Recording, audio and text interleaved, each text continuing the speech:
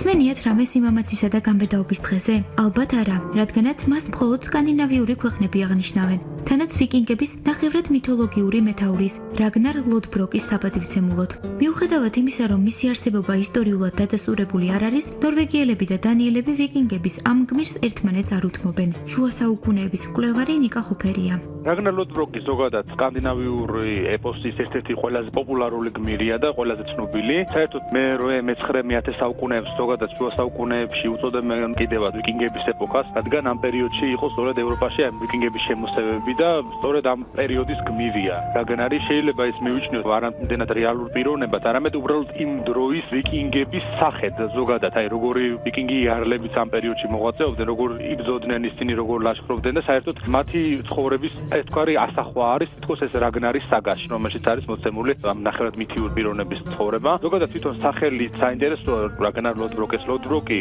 სხვადასხვა მნიშვნელობით განმარტავენ. ერთ-ერთი განმარტება არის ტყავის შარვალი, ასევე არის მეორე განმარტება თითქოს დროშას ნიშნავდეს ეს და მის დროშაზე ყორანი იყო გამოსახულიო. ზოგადად ყორანი შემდგომში დანიელების ერთ-ერთი სიმბოლო იყო და საერთოდ არის ესეთი პრობლემა, რომ რაგნარს იჩემებენ როგორც ნორვეგიელები, ისე დანიელები, მაგრამ ძირითადად ამ ამბავში რომელიც არის რაგნარის შესახებ შემორჩენილი, რაგნარი არის დანიელი წარმომავლობით. რაგნარ ლოდბროკის სახელს უკავშირდება პარიზის აღება 845 წელს. 865 წელს კი ნორთუმბრიაზე იერიშისას ის ტყვედ ჩავარდა და მეფე ელამეორის ბრძანებით გველებით სავსე ორმოში ჩააგდეს, სადაც რაგნარი გარდაიცვალა.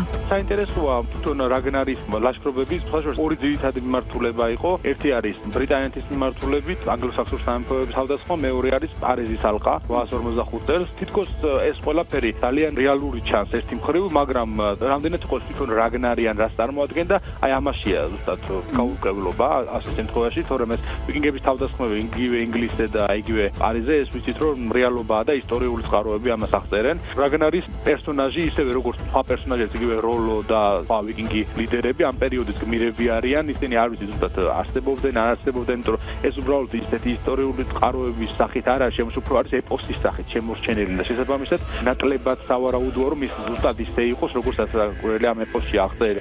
საუკუნეების ამ ჩრდილოეთ ევროპული ეპოსის სტილშია შესრულებული ეს და რაღაცა საფუძველზეა შექმნილი ის, მაგრამ რასაკვირველია ხარ რა ვიღოთ რომ რაგნარი როგორც ისტორიული პიროვნება და რომელიღაც ქვეყნის მეფე ასე ვერ განვიხილოთ. მიუხედავად იმისა, რომ რაგნარ ლოდბროკზე ისტორიული ცნობები არ არსებობს, ის ბოლო დროის ერთ-ერთი პოპულარული სერიალის ვიკინგების სცენარის ავტორმა მაიკლ ჰერსტმა სერიალის მთავარ გმირად აქცია. როცა ვიკინგებზე გადაწყვიტა სერიალის გადაღება, ძალიან ცნობილი სცენარისტის დაწერილია ეს სცენარი მაიკლ ჰერსტი არის. ამ სცენარისტი, რომელსაც ძალიან ბევრი კარგი სერიალის სცენარი გაკეთებული, იგივე ბორჯიების, თიუდორების და სხვა ფილმებისაც ელიზაბეტი ოქროს ხანა და ასე შემდეგ. მან აირჩია პრინციპში ისეთი პერსონაჟი, რომელიც ისტორია ყველაზე უკეთ შეიძლება მორგებოდა სერიალის სცენარს. არ აქვს მნიშვნელობა რასაკვირველია, რამდენად რეალური პიროვნება იყო თუ არ იყო, ყოველ შემთხვევაში ისეთ ეპოქაზეა ეს სერიალი გადაღებული, რომ ამას განსაკუთრებული მნიშვნელობა არ აქვს. უბრალოდ ეს არის History Channel-ის სერიალი, გარკვეულწილად თავდაპირველად დაიწყო ამ სერიალის პირველი სეზონი გამოვიდა. დაბალბიუჯეტიანი იყო თავდაპირველად, უფრო ნაკლები ეფექტური იყო, ბევრს არც მოეწონა მაშინ, მაგრამ რეალურად პირველი სეზონი როცა გამოვიდა 2013 წელს, ბევრად უფრო რელევანტური იყო და ბევრად უფრო რეალისტურად იყო გაკეთებული ამ პირველ სეზონში, ვიდრე თქვა შემდეგ როგორც გააგრძელეს.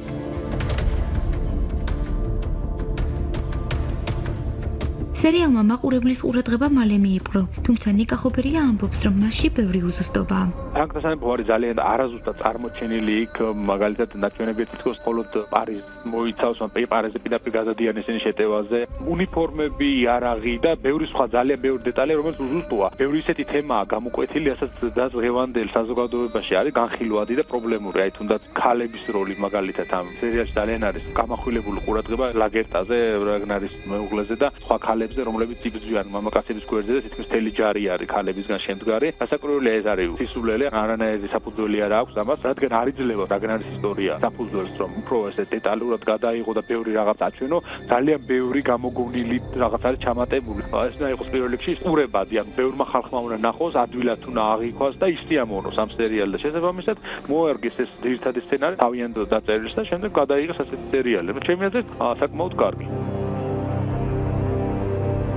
მიუხედავად უზუსტობებისა, სერიალში რაგნარისა და ვიკინგების ისტორიის მთავარი ხაზი დაცულია. რაც შეეხება თვითონ რაგნარ ლოდბროკს, არსებობდა თუ არა ის სინამდვილეში, ფაქტია, რომ სკანდინავიელებისათვის ის სიმამაცესთან ასოცირდება და 28 მარტს მისი სახელობის დღესაც კი აღნიშნავენ.